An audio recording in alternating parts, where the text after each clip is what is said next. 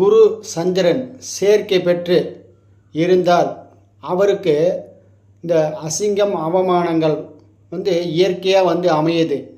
அது ஏன்னு கேட்டால் காலபுருஷனுக்கு 4ஆம் வீடு தான் சந்திரன். 4ஆம் வீடு என்றால் சுகம், 4ஆம் வீடு என்றால் நாம் உருவாக்கும் குடும்பம்.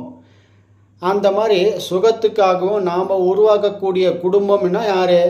மனைவி, இல்லை கணவனாக இருந்தால் பெண். அந்த மாதிரி அந்த குடும்பத்தை உருவாக்குவதற்காக ஒரு சூழ்நிலையை உருவாக்கி அதன் மூலமாக அசிங்கம் அவமானங்களை உண்டு பண்ணோம். காலபுருஷனுக்கு 9க்கும் 12க்கும் ஆதிபத்தியம் பெறக்கூடிய குரு. அதனால தான் 9னா தொலை தூரம், நீண்ட தூரம். அந்த நீண்ட தூரத்துக்கு ஓடி போய் கல்யாணம் பண்ணிக்கிறது, ஓடி போய் இது பண்ணிக்கிறது, அந்த மாதிரி தன்மையை கொடுக்கறது. 12 என்றால் அயன சயன போகம். இந்த விஷயத்தை குறிக்கிறதுனால்தான் குரு சந்திரன் சேர்க்கை அசிங்கம்